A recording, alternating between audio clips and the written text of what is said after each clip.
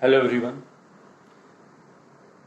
इसके पहले वाले वीडियो में हम लोगों ने डिग्री की परिभाषा के बारे में अध्ययन किया, उसके इसेंशियल इंग्रेडिएंट्स क्या होते हैं इसके बारे में अध्ययन किया।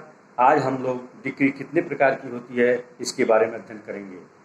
जैसा कि परिभाषा से ये स्पष्ट है, डिग्री दो प्रकार की होती है, प्रारंभिक डिग्री और अंतिम डिग्री। तो प्रारंभिक डिग्री क्या होती है? प्रारंभिक डिग्री होती है जब बात को पूर्व से निपटा दिए जाने से पहले आगे की कार्रवाइयाँ की जानी हो तो ऐसे मामले में प्रारंभिक डिग्री होती है। न्यायालय ऐसे मामलों में जो डिग्री पारित करता है वो प्रारंभिक डिग्री पारित करता है।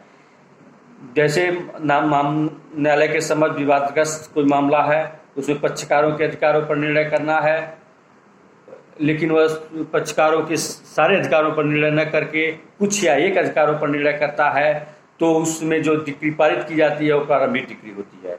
अभी आगे की कार्रवाइयाँ किया जाना शेष रहता है तो वो प्रारंभिक डिग्री होती है। अंतिम डिग्री तब होती है जब बात को पूर्ण रूप से निपटा दिया जाता है। सारी सुनवाइयों के बाद जब सुनवाई पूरी हो जाती है तो जब डिग्री पारित कर दी जाती है तो बात को पूर्ण रूप से निपटा दिया जाता है, तो जो डिग्री उसके अनुरूप बनाई जाती है वो अंतिम डिग्री होती है।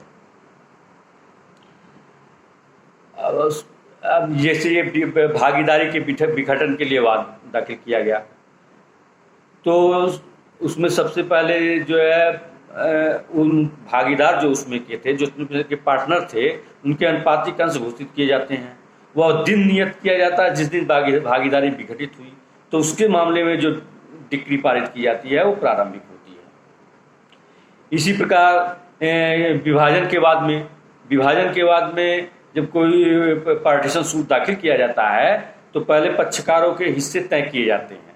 तो पक्षकारों के हिस्से जब जो तय किए जाते हैं उसके संबंध में जो डिग्री पारित की जाती है वो प्रारंभिक डिग्री होती है। आर्डर 20 में कुछ लिस्ट ये दी गई है किन किन मामलों में प्रारंभिक डिग्री पारित की जाती है। जैसे कब्जा अंतकालीन के लिए वाद, हक सुफा का वाद, एडमिनिस्ट्रेटिव सूट, मालिक और कर्ता के बीच अकाउंट के लिए वाद, संपत्ति के विभाजन के लिए वाद। इसके अतिरिक्त आर्डर 34 में भी दिया गया है फोरक्लोजर का वाद, बंधक संपत्ति के बिक्री के लिए वाद या बंधक के मोचन के लिए वाद। ये सारे मामलों में प्रारंभिक डिग्री पारित की जाती है, परंतु यह सूची पूर्ण नहीं है। इसके अतिरिक्त अन्य मामलों में भी डिग्री पारित की जा सकती है। अब अंतिम डिग्री या तो सीधे पारित की जा सकती है या प्रारंभिक डिग्री के पारित करने के बाद भी की जा सकती है।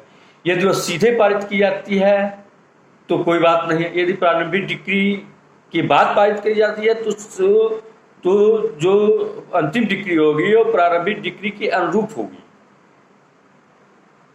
हमेशा वो प्रारंभिक डिग्री पर ही निर्भर करेगी।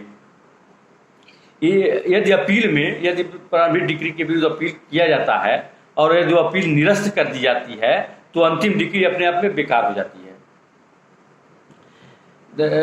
धारा 57 में बताया गया है कि प्रारंभिक डिग्री के विरुद्ध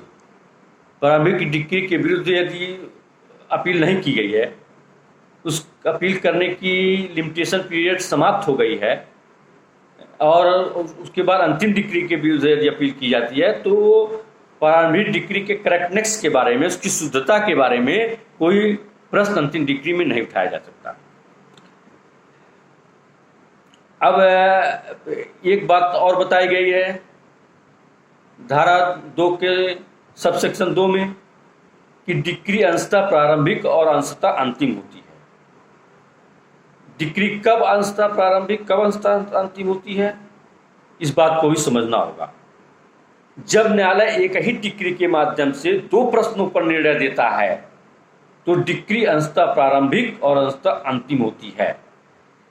जैसे जहां कब्जे और अंतःकालीन लाभ मीन्स प्रॉफिट के लिए वाद संसित किया गया हो तो न्यायालय कब्जे और मीन प्रॉफिट के लिए जो डिग्री पारित करता है उसमें जहां तक कब्जे का प्रश्न है वो डिग्री अंतिम होगी। और अंतकालीन के लाभ के लिए जो डिक्री पारित होगी वो प्रारंभिक होगी। तो इस प्रकार से जो है प्रारंभिक डिक्री और अंतिम डिक्री, अंशतः प्रारंभिक डिक्री अंशतः डिक्री होता है। इसी प्रकार कोई प्रॉपर्टी है, दो भाई और उस पर अपने अधिकार के लिए, अपने उत्तराधिकार के लिए वाद दाखिल करते हैं किस भाई का इस संपत्ति पर उत्तराधिकार है, कौन उसका उत्तराधिकारी होगा। लेकिन जिस समय वो संपत्ति दी जाती है, जिस समय संपत्ति के मुकदमा दाखिल किया जाता है, उस समय वह संपत्ति लीज पर रहती है।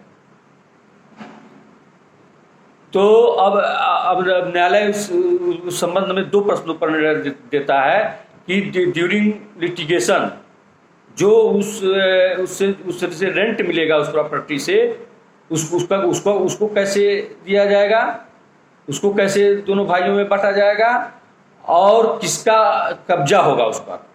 इस संबंध में एक ही डिक्री के माध्यम से दोनों प्रश्नों का उदाहरण करता है। तो ये पार्शियली प्रीलिमिनरी और पार्शियली फाइनल डिक्री होगी। अब आदेश है। आदेश के मामले में संहिता की धारा 2, सिविल प्रक्रिया संहिता की धारा 2 की उपधारा 14 में बताया गया है, दीवानी न्यायालय के विनिश्चय की प्रारूपिक अभ्यक्त अभिप्रेत है जो डिक्री नहीं है। आदेश दीवानी न्यायालय के निर्णय की प्रारूपिक अभ्यक्त अभिप्रेत है, डिक्री जो नहीं है। अब अक्सर प्रश्न आता है डिक्री और आदेश में अंतर, ये बहुत बार आया है, कंपटीशन में भी आता है, LLB के परीक्षाओं में भी आता है। तो डिक्री आदेश में 3-4 अंतर है। डिक्री दो प्रकार की होती है, प्रारंभिक और अंतिम। आदेश में ऐसा कुछ नहीं है, न तो प्रारंभिक होती है न अंतिम होती है। आदेश होता है, एक ही माध्यम में, एक ही मुकदमे में एक ही डिक्री पारित की जा सकती है, लेकिन आदेश एक से अधिक पारित किया जा सकते हैं। डिक्री पक्षकारों के अधिकारों का निश्चयात्मक रूप से उदाहरण करता है। डिक्री आदेश न उदाहरण कर भी सकता है, नहीं कर सकता है।